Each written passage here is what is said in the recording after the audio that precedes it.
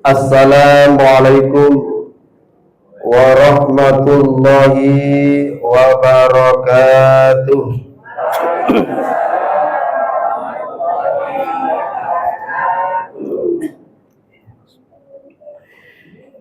Bismillahirrahmanirrahim. Alhamdulillahi rabbil alamin. Wa bihi nasta'inu ala umuri dunya waddin. Wassalatu wassalamu ala ashrafil anbiya'i wal mursalin Sayyidina wa maulana Muhammadin wa ala alihi wa ashabil mujahidin at-tahirin amma ba'd. Qala rabbi shrah li sadri wa yassir li amri wahlul 'uqdatam min lisani yafqahu qawli.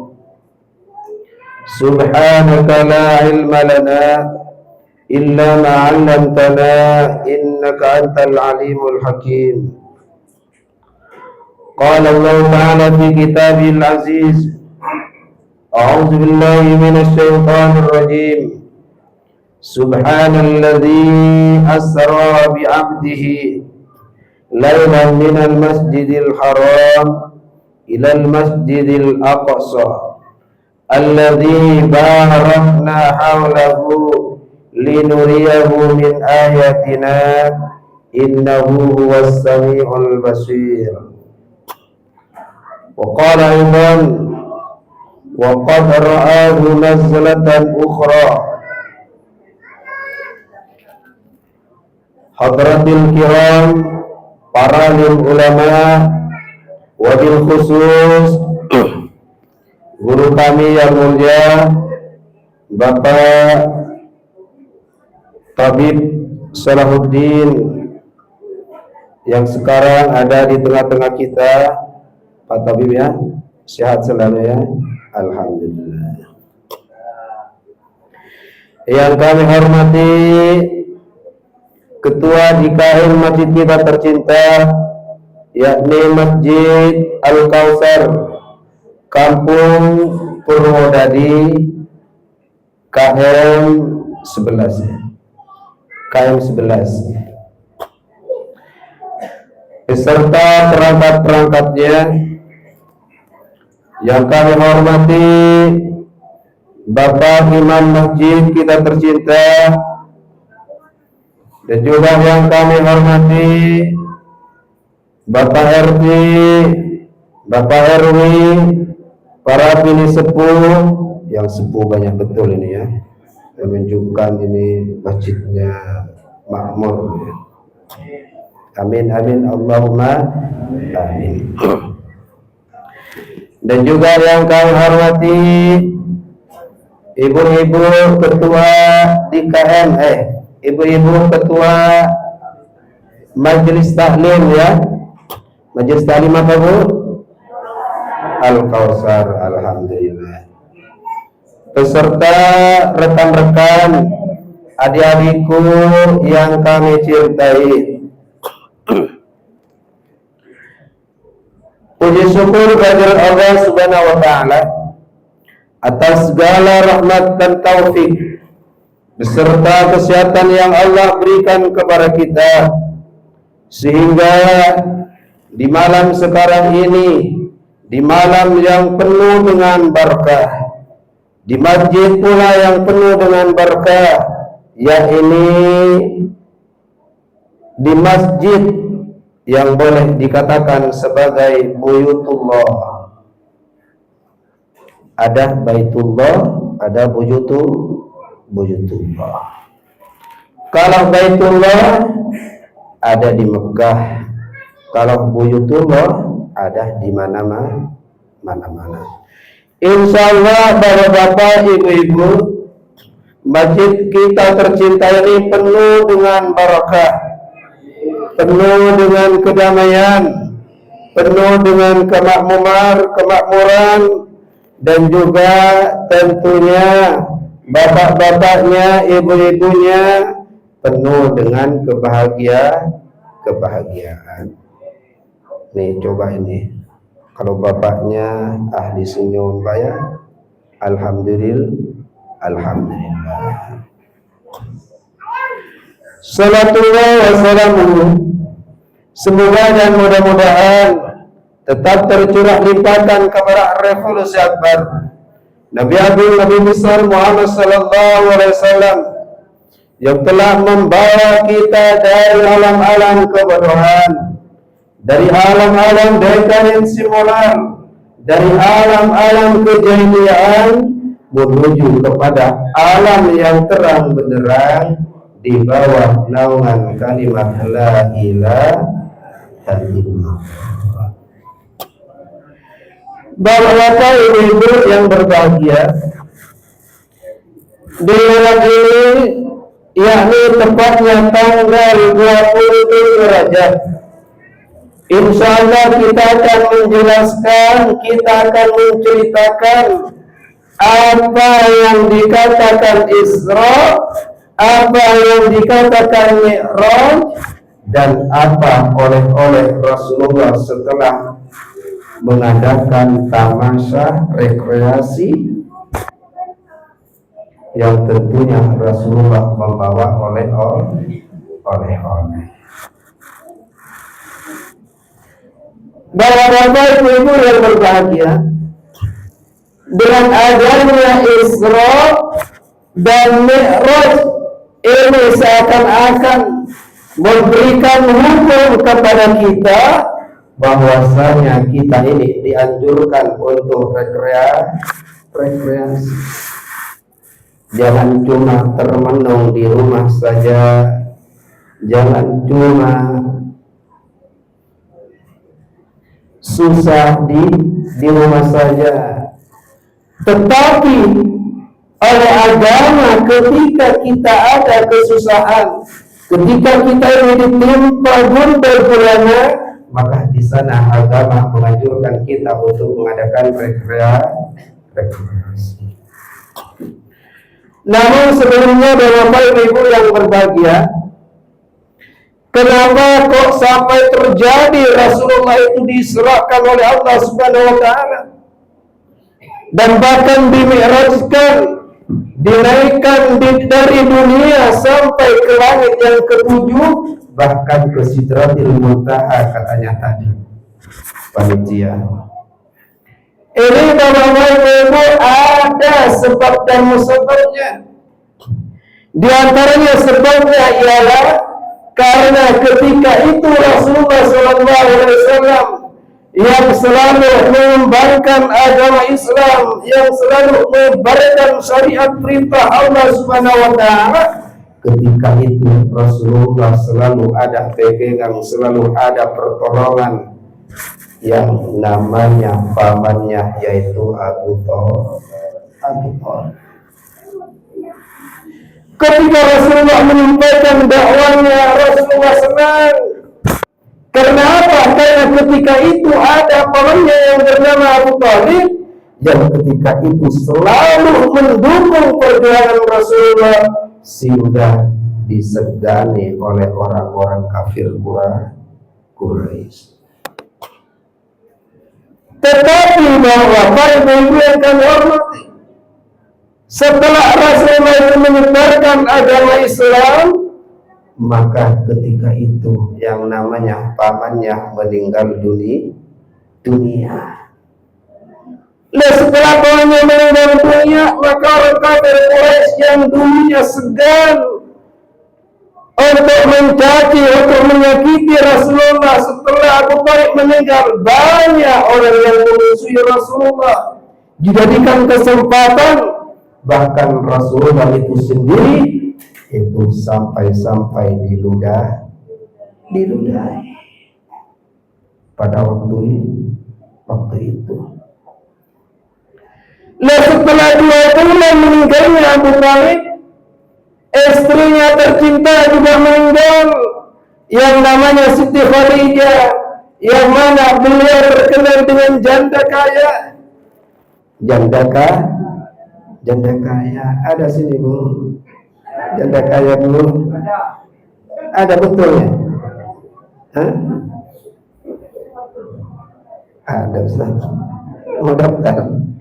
Ya, apa.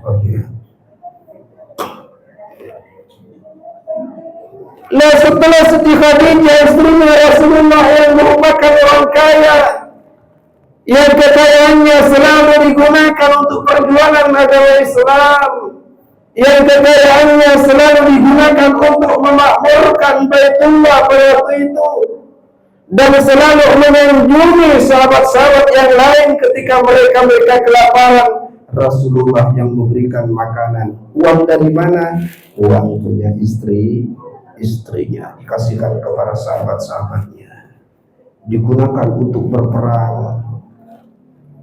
Tetapi setelah Siti Khadijah meninggal, tak ada secuil harta pun yang ditinggalkan oleh Siti Khadijah, digunakan untuk perjuangan agama Islam. Ya kan?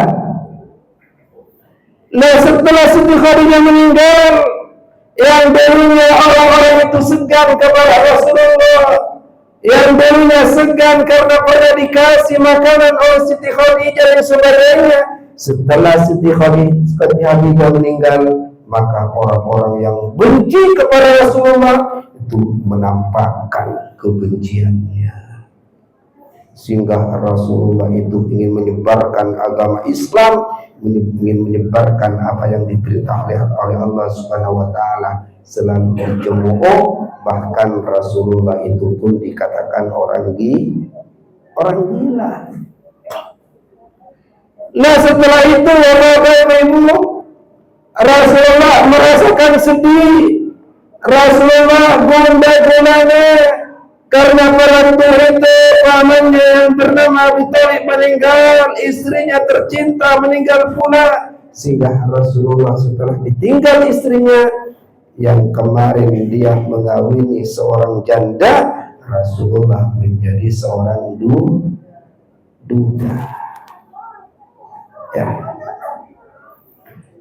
Nah, karena ingin menyebarkan agama Islam, maka ketika itu pula dikatakan tahun kesedihan, tahun kesusahan, sehingga malam itu terkenal dengan Amul Hazan, tahun kesedihan. Maka ketika itu Rasulullah mempunyai inisiatif untuk apa? Untuk hijrah, untuk pindah, ya Bu,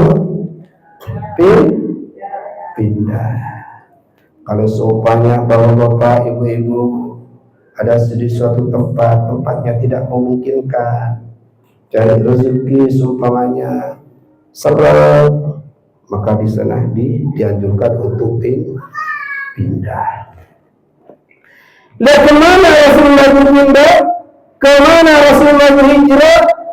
Untuk mencari pertolongan, untuk mencari dekengan tujuannya Rasulullah. Maka ketika itu Rasulullah itu pergi hijrah ke negara Taif, pergi ke Taif, yang mana ibu bapak-bapak, negara Taif ini sekarang sana Bu merupakan negeri, daerah yang selalu dikunjungi orang-orang yang melaksanakan umroh.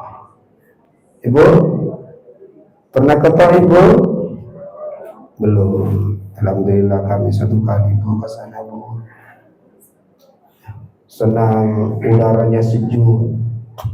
Yang mana di Mekah Bu, kalau boleh kita katakan sebagai negara yang tandus, tetapi di Taif sana karena doa Rasulullah SAW, di sana air walaupun bebatuan, banyak air yang mengalir.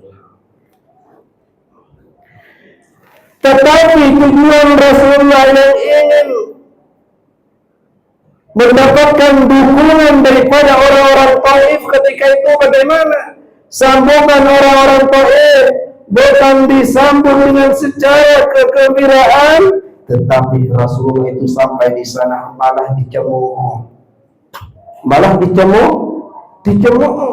Alias Rasulullah itu tidak terima dan tidak mengakui bahwasanya Rasulullah ini sebagai nabi. Ini adalah orang-orang Taif tidak menerima. Bahkan dia mengatakan, wahai Muhammad, engkau boleh mengatakan sebagai nabi, tetapi ingat wahai Muhammad, di Mekah sana bukan cuma engkau yang menjadi orang yang mulia, tetapi di sana ada Abu Jahal, ada Abu Sufyan. Kalau seandainya engkau menjadi nabi, lebih baik aku menjadikan nabi Abu Sufyan saja, wahai Muhammad. Saya lebih percaya kepada Abu Sufyan, lebih percaya kepada Abu Jahal katanya. Karena apa, Bu? Karena sejarah Rasulullah mulai sejak kecil dia seorang anak yatim. Masa anak kecil menjadi nabi? Masa anak kecil yang notabene dia seorang miskin, dulunya mengembala kambing, yang dulunya dia menjadi pelayannya Siti Khadijah, sekarang kok mengakui nabi? Katanya orang Taif. Dia tidak percaya. Bahkan Rasulullah setelah sampai di sana, Rasulullah itu dilempari dengan batu, dilempari dengan bebatuan, sehingga Rasulullah itu merasa terjebak, sehingga Rasulullah itu ingin kembali pergi lagi, tidak sampai melarikan diri lagi daripada negara Taif, sehingga Rasulullah itu sampai pada suatu tempat, yakni antaranya Taif dan Mekah. Rasulullah itu ada di sana sekitar 10 hari. Karena apa? Ingin ke negara Taif, orang Taif tidak menerima. Ingin pulang ke Mekah, orang Mekah ingin membunuhnya. Susah Rasulullah, gundah gulana waktu itu. Singgah bagaimana? Singgah pada suatu saat, ibu-ibu yang kami hormati, Allah memberikan kegembiraan kepada Rasulullah, yaitu Allah Subhanahu wa taala mengutus suatu makhluknya yang bukan terdiri dari malaikat dan juga bukan terdiri dari manusia. Siapa, Bu? Makhluk Allah, bukan malaikat, bukan manusia. Datang kepada Rasulullah.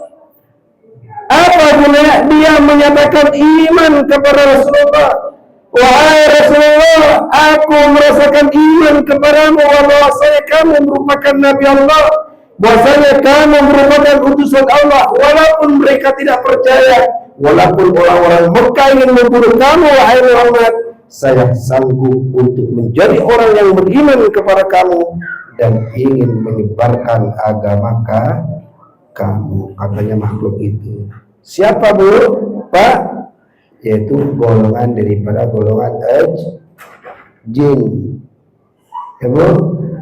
Berarti jin itu ada yang Islam. Ya, Bu? Jin ada yang Islam, ada yang kafir. Nah, setelah itu Rasulullah merasakan gembira, walaupun ditolak oleh orang-orang Taif, walaupun Rasulullah diusir oleh orang-orang Mekah yang merupakan tanah kelahirannya, Rasulullah itu merasa gembira. Karena apa? Karena jin yang notabene dia sebagai pembangkang, dia merasakan iman kepada Rasulullah. Setelah itu, singkatnya cerita bapak-bapak, ibu-ibu, Rasulullah itu merasa tenang. Rasulullah itu pulang, memberanikan diri untuk pulang ke Mekah. Dan setelah pulang ke Mekah, maka di sana Rasulullah tidur di rumahnya bibinya yang bernama Ummi Hani. Di mana, Bu? Rasulullah setelah pulang dari negara Taif, Rasulullah itu pulang ke rumahnya dan berdiam diri di rumahnya bibinya yang bernama Ummi Hani. Ya, Pak? Tidur di rumahnya Ummi Hani. Nah, setelah Rasulullah singkatnya cerita tidur di rumahnya bibinya Ummi Hani, kemudian bagaimana? Kemudian di tengah malam datanglah 2 malaikat yang bernama Jibril dan Mikail datang kepada Rasulullah. Ketika Rasulullah itu dalam keadaan tidur, dibanguni Rasulullah dibawa oleh Rasulullah, kemudian bagaimana dibedah Rasulullah dadahnya, kemudian kotoran-kotorannya, hasil sebagainya dibuang oleh malaikat Jibril, dioperasi. Maka ketika itu Rasulullah itu diajak untuk melaksanakan Isra. Ketika itu pada waktu malam hari. Jadi Ibu, yang dikatakan Isra adalah perjalanan di waktu malam. Jadi andai kata ibu-ibu mau kemana saja, ya, dari keluar rumah tengah malam, mau pergi ke kedai, mau pergi ke masjid, mau pergi shopping, mau pergi ke kemana ke seumpamanya, kalau ibu keluar di waktu malam, itu namanya Isra, ya, Isra. Apa yang dikatakan Isra? Isra adalah berjalan di waktu malam. Nah, setelah itu Bapak Ibu yang kami hormati, setelah Rasulullah SAW diisrakan sesuai dengan firman Allah Subhanahu wa taala, subhanalladzi asra, maksudnya Allah yang telah mengisrakan, yang telah memperjalankan bi'abdihi dengan hambanya, lailan, pada waktu malam, minal masjidil haram, dari masjidil haram ilal masjidil aqsa, ke masjidil aqsa. Nah, setelah Rasulullah Isra ke sana, secara singkatnya cerita, maka sampailah Rasulullah itu ke Masjidil Aqsa yang sekarang terkenal dengan negara Palestina. Ya Bu, Masjidil Aqsa itu ada di negeri Palestina. Namun Bapak Ibu yang kami hormati, Rasulullah sebelum sampai ke Masjidil Aqsa, Rasulullah itu pernah berhenti 2 kali. Pernah berhenti di 2 tempat. Yang pertama Rasulullah itu berhenti di Gunung Tursina. Berhenti di mana, Bu? Gunung Tursina. Kemudian oleh malaikat Jibril, "Hai Muhammad, enzil turna wahai Muhammad, wa sholli rakaatain." Wahai Muhammad, turunlah engkau wahai Muhammad dan salatlah 2 rakaat. Berarti Bu, salat sebelum Isra Mi'raj sudah ada.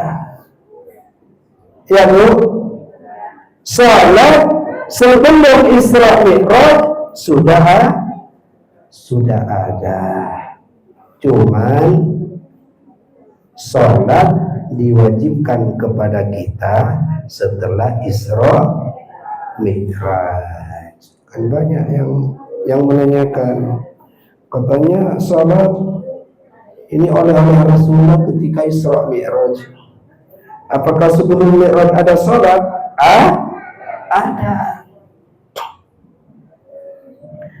Nah, setelah Rasulullah itu melaksanakan salat, Rasulullah menanyakan, "Hai Jibril, tempat apa ini wahai Jibril?" Kemudian dijawab oleh malaikat Jibril, "Hadza, ini adalah yang dikatakan dengan Gunung Tursina." Apa Gunung Tursina itu? Yaitu tempat ketika Nabiullah Musa alaihissalam menerima firman dari Allah, wa kallamallahu Musa taklima. Ya Pak, di mana Nabi Musa berbincang-bincang dengan Allah di Gunung Tursina. Dan Bapak Ibu, cuma 3 nabi yang bisa berkata-kata dengan Allah. Cuma 3 nabi yang bisa berkata-kata dengan Allah. Yang satu adalah Nabiullah Adam alaihissalam ketika beliau ada di surga. Yang kedua ialah Nabi Musa alaihissalam ketika ada di gunung Tur Sina. Sedangkan yang ketiga Nabiullah Muhammad sallallahu alaihi wasallam. Kapan? Ketika Mi'raj nanti. Dan juga oleh Rasulullah merasakan Isra Mi'raj ini ada 3 juga Bapak Ibu. Ada 3 olehnya. Dan juga ketika Nabiullah Muhammad SAW merasakan Isra Mi'raj, Rasulullah bertemu dengan seorang nabi yang belum meninggal. Ataupun Rasulullah pernah bertemu dengan manusia yang meninggalnya di langit. Siapa itu, Bu? Siapa? Rasulullah ketika Isra Mi'raj bertemu dengan 2 nabi Allah SWT, yaitu ada di langit. Dan Ibu ya. Nah, setelah Rasulullah melaksanakan sholat, kemudian Rasulullah diajak lagi, wahai Muhammad, sudah sholat sudah. Berjalan lagi Nabi Muhammad SAW. Kemudian pada waktu itu Rasulullah sebelum sampai ke Masjidil Aqsa, kemudian Rasulullah disuruh turun lagi. Turun wahai Muhammad, wasalli rak'atain. Turunlah wahai Muhammad dan salatlah 2 rakaat. Kemudian malaikat Jibril menanyakan, wahai Muhammad, tahukah engkau tempat apa ini yang engkau laksanakan sholat? Nabi Muhammad menjawab, tidak tahu Jibril, tempat apa ini? Kemudian dijawab oleh malaikat Jibril, ada Baitul Lahim. Ini adalah Baitul Lahmi, ataupun sekarang terkenal dengan sebutan Bethlehem. Apa Bethlehem ini? Bethlehem ini adalah merupakan tempat lahirnya Nabi Isa alaihissalam. Kemudian ibu-ibu, mantu Bu. Coba sekarang bacakan salawat dulu Pak ya. Biar tak ngantuk. Salawat dulu Bu ya. Oke. Tapi bapak-bapaknya dulu Pak ya. Ya, bapak-bapaknya dulu, ibu-ibunya nanti Bu ya. Oke Pak. Ya Rasulullah, Ya Rasulullah, salamun alaik, Ya Rafi'asyad, Ya Rafi'asyad, Niwaddarani, Adfatayani, Rabbal alamin, Ya Buhailal judi wal karami. Bapaknya dulu. Ya Rasulullah, Ya Rasulullah, salamun alaik, Ya Rafi'asyad, Ya Rafi'asyad, Niwaddarati, Adfatayati, Rabbal alamin, Ya Buhailal judi. Alhamdulillah dapat nilai 55 Pak ya. Iya, ada ikut semua ya. Ini tawibnya juga ada ikut ya. Nilai 55. Coba sekarang ibu-ibunya Bu ya. Siap Bu? Ya Rasulullah,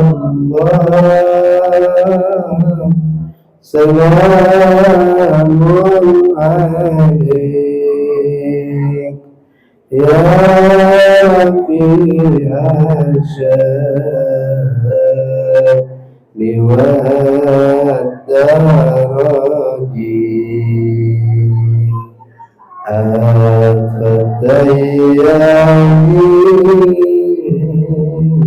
Rabbal alamin ya uailan judi wal karam. Ayo Bu. Ya Rasulullah salamun alaik ya Rabbi asyari wad daraji al-fatayadi rotan alamin ya ubailatu diwan. Alhamdulillah dapat nilai 85. Ya, agak serempak ya. Serempak ya Bu ya. Alhamdulillah. Nah, Ibu Bapak yang kami hormati, sekarang ada pertanyaan lagi Bu.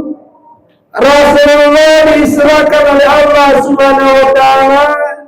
Apakah beliau itu seluruh jasadnya dan rohnya? Apakah beliau itu dalam keadaan tidur atau dalam keadaan bangun? Karena Rasulullah itu Isra pada waktu malam.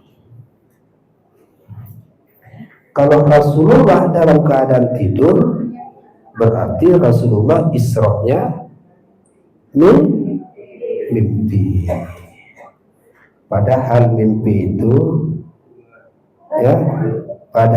itu Bu, kebanyakan tak terjadi. Ada mimpi yang bisa terjadi sungguhan. Nah, ini ahlinya Ustaz Salahuddin mungkin ya. Iya Pak. Ada Bu, ada mimpi yang memang betul-betul terjadi. Mungkin Ibu pernah Bu ya? Pernah Bu?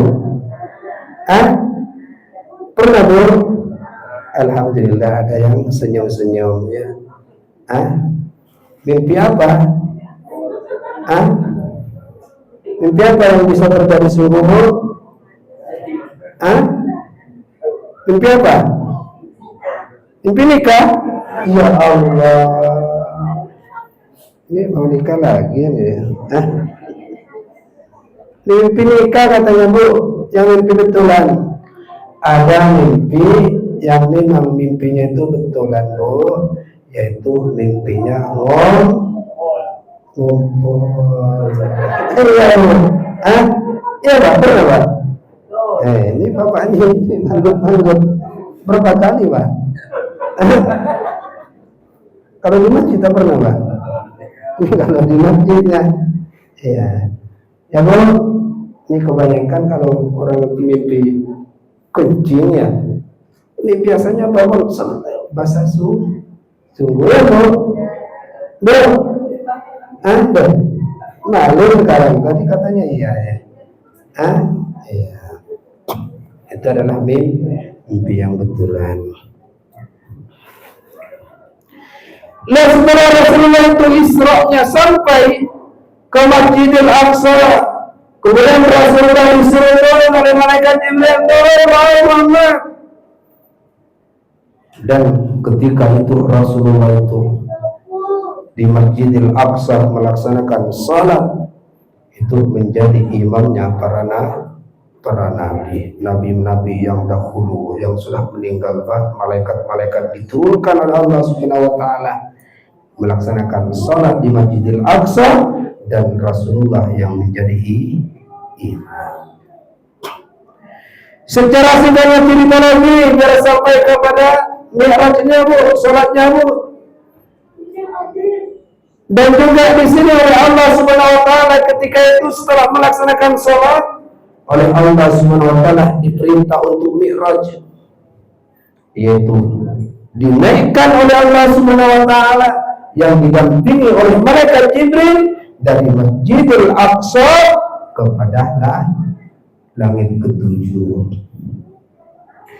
Tetapi ketika Rasulullah sampai ke langit yang pertama, malaikat Jibril salam, assalamualaikum, maka dijawab waalaikumsalam, dicanakan oleh orang yang menjaga langit itu, langit yang pertama. Man anta, siapa kamu? Jibril, saya Jibril. Wa man ma'aka, bersama kamu, siapa kamu? Jibril, bersama Nabi Muhammad. Awakan uhiya ilaih, apakah Nabi Muhammad telah diperintah oleh Allah? Diperintah. Maka dibuka pintu langit. Maka di sana Nabiullah Muhammad SAW bertemu dengan yang namanya Nabiullah Adam alaihissalam. Bertemu dengan bapaknya. Diminta oleh malaikat Jibril, wahai Muhammad, ulqiyassalam alaihi, ucapkan salam kepadanya wahai Muhammad.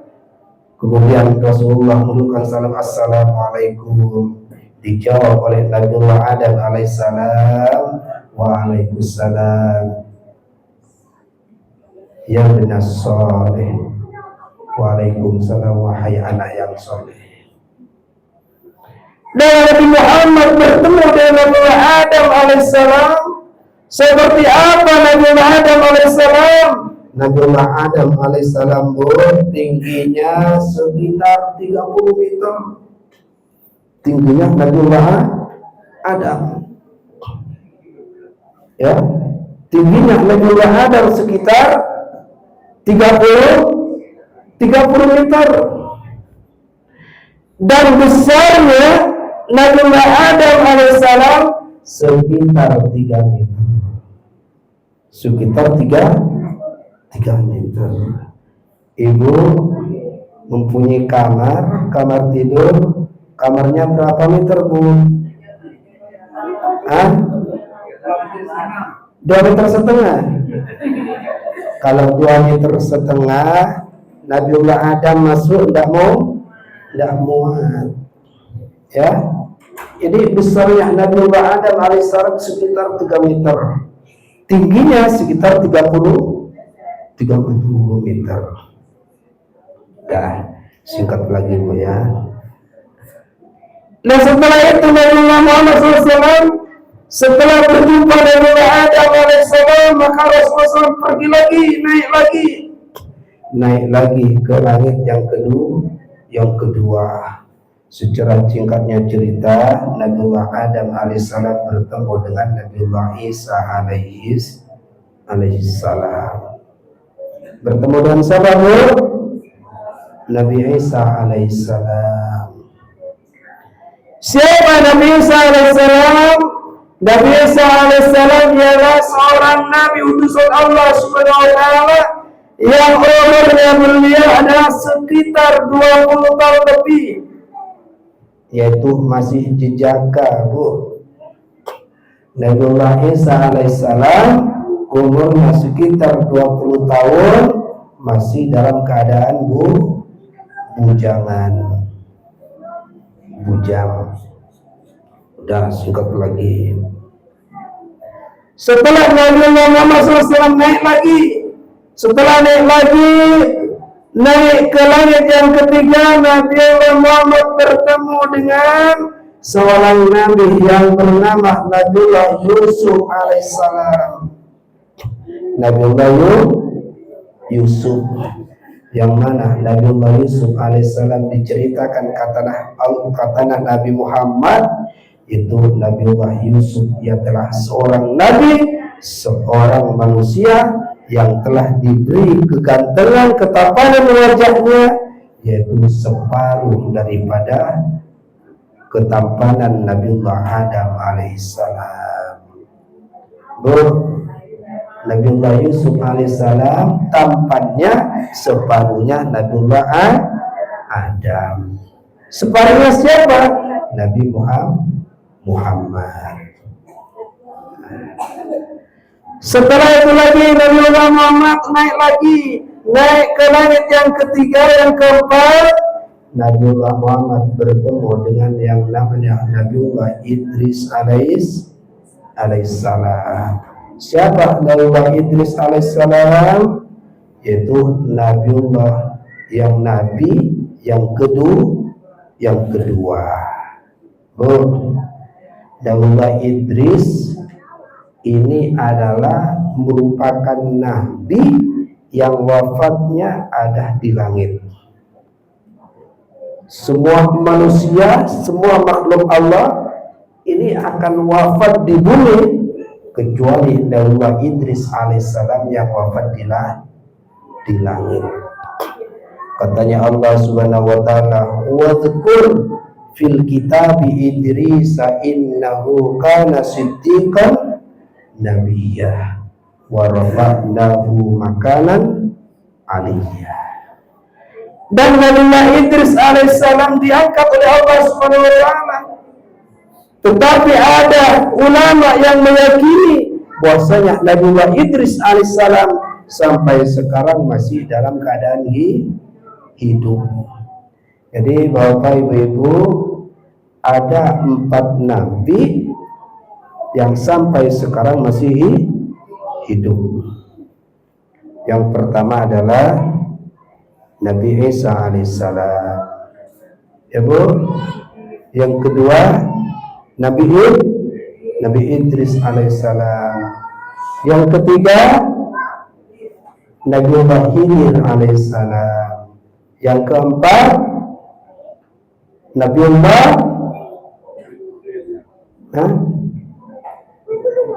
ya udah, kalau udah ada yang jawab sudahlah. Nabiullah Nabiullah Yahya alaihissalam. Jadi ada 4 nabi yang sekarang masih hidup: Nabi Isa, Nabi Idris, Nabi Khidir alaihissalam.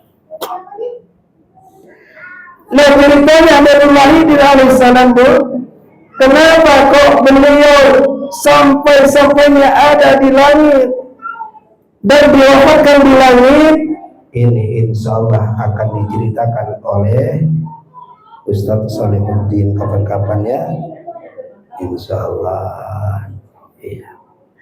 Dan setelah ceritanya lagi, singkatnya cerita, Nabiullah Muhammad naik lagi, maka naik lagi ke langit yang kelima, yaitu berjumpa dengan Nabiullah Harun alaihissalam. Siapa Nabiullah Harun ini? Nabiullah Harun ini adalah saudaranya Nabi Musa, yang mana dulunya Nabiullah Harun ini bukan seorang nabi, tetapi dengan permintaan Nabiullah Musa alaihissalam, Nabi Harun menjadi nabi. Bagaimana ceritanya? Insya Allah akan dijelaskan oleh Pak Imam ya. Ya. Nah, setelah lagi Nabiullah Muhammad naik lagi ke langit yang ke-6, maka di sana Nabiullah Muhammad bertemu dengan Nabiullah Musa alaihissalam, yang mana Nabiullah Musa alaihissalam ini adalah merupakan nabi yang sangat alim, seorang nabi yang sangat kuat, seorang nabi yang sangat tangguh, yaitu Nabiullah Musa alaihissalam. Kemudian Nabiullah Muhammad naik lagi ke langit yang ke-7. Maka di sana Nabiullah Muhammad bertemu dengan kakeknya, yang bernama Nabiullah Ibrahim alaihissalam. Nabi Ibrahim bu kakeknya Nabi Muhammad. Karena apa? Karena Nabi Ibrahim ini nanti turunannya kebanyakan menjadi nabi, yang mana putranya Nabiullah Ibrahim alaihissalam ini yang pertama diantaranya adalah Nabiullah Ismail, Nabi Ismail, ya, Nabi Ismail sampai ke bawah tidak ada yang menjadi nabi. Kemudian Nabi Muhammad turunannya yang menjadi nabi. Yang kedua adalah putranya Nabi Ibrahim alaihissalam yang menjadi nabi, yaitu Nabiullah Ishak alaihissalam. Yang Nabiullah Ishak alaihissalam mempunyai putra. Di sana adalah mempunyai putra yang bernama Yakub. Kemudian Yakub menjadi putra lagi, nanti di sana nanti menjadi seorang nabi yang namanya Nabiullah Isa alaihissalam. Nah, setelah lama kelamaan Nabiullah Muhammad Isa kesana berjumpa dengan kakeknya, yang mana kakeknya itu Nabi Ibrahim alaihissalam, yang mana kegantengannya Nabi Ibrahim alaihissalam sangat ganteng sekali, yang wajahnya sangat tampan, sangat wibawa dan sebagainya, ada di Nabiullah Ibrahim. Kemudian setelah itu Bapak Ibu yang kami hormati, Nabiullah Muhammad alaihissalam kemudian naik ke Sidratil Muntaha. Maka di sana Bapak Ibu Rasulullah sallallahu alaihi wasallam melihat wajah aslinya malaikat Jibril alaihissalam, yang mana Nabi Muhammad melihat bentuk aslinya malaikat Jibril ini cuma 2 kali, Pak. Nabi Muhammad melihat bentuk aslinya malaikat Jibril cuma 2 kali. Yang pertama ketika Nabiullah Muhammad menerima wahyu Iqra. Ada di mana? Di gua Hira. Itu melihat pada bentuk malaikat Jibril al-Asli. Kemudian yang kedua yaitu ketika Rasulullah ada di Sidratil Muntaha. Itu di sana dijelaskan dalam surat An-Najm, yaitu walaqad ra'ahu nazlatan ukhra inda Sidratil Muntaha indaha jannatul ma'wa.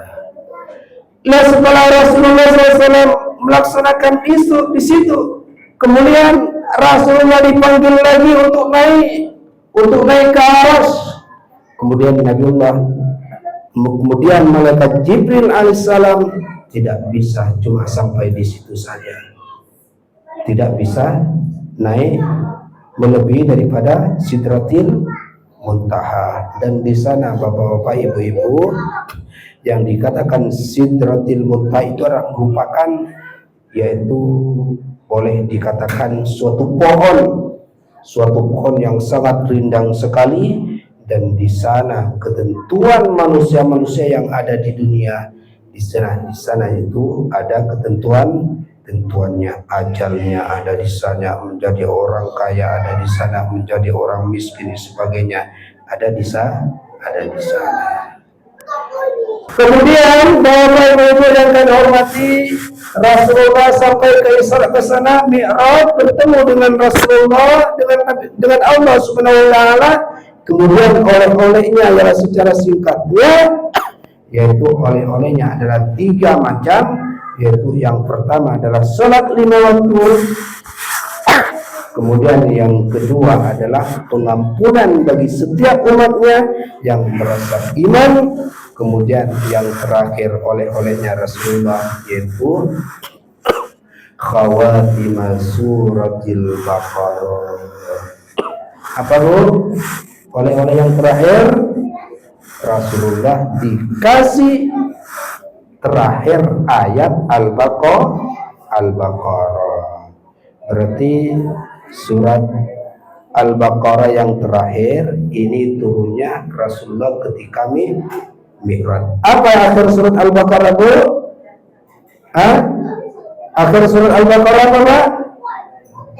Yaitu Amanar Rasul bima unzila ilaihi min rabbih wal mu'minun kullun amana billahi wa malaikatihi sampai seterusnya. Dan setelah itu yang kami hormati, Rasulullah dikasih oleh Allah yang bernama salat. Sehingga katanya Rasulullah SAW, as-salatu imaduddin, salat ini merupakan tiang agama. Faman aqama'a faqad aqamaddin. Barang siapa orang yang menegakkan, barang siapa orang yang melaksanakan salat 5 waktu, berarti mereka telah menegakkan agama. Faman tarokaha, dan barang siapa orang yang meninggalkan salat, tidak mau melaksanakan salat, faqad hadamaddin, sungguh mereka telah merobohkan agama. Dengan demikian, Bapak Ibu yang kami hormati, mari kita laksanakan salat 5 waktu. Syukur-syukur kalau kita ini bisa melaksanakan salat jamaah. Salat jamaah mestinya ramaikan, Pak ya. Salat jamaah. Kenapa? Salat berjamaah ini adalah hukumnya ada 3, Pak. Yang pertama sunat muakkadah, yang kedua adalah fardhu kifayah, sedangkan yang ketiga adalah hukumnya fardhu ain. Fardhu ain, Bu, kalau sampai tidak melaksanakan salat jamaah, katanya Imam Hambali berdosa. Katanya. Jadi bapak-bapak, ibu-ibu yang kami hormati, mari kita laksanakan sholat, ramaikan masjid kita tercinta, sehingga kita ini selalu melaksanakan sholat 5 waktu berjamaah. Mungkin itu bapak ibu-ibu, karena nasinya sudah datang, ini berarti kita ini disuruh berhenti, disuruh makan. Jadi dari kami bapak ibu-ibu yang kami hormati, bila ada kurangnya atau lebihnya dari kami mohon maaf yang sebesar-besarnya. Ihdinas siratal mustaqim, wabillahi taufiq wal hidayah. Wassalamualaikum warahmatullahi wabarakatuh. Doa Ustaz Salahuddin. Ya sampai.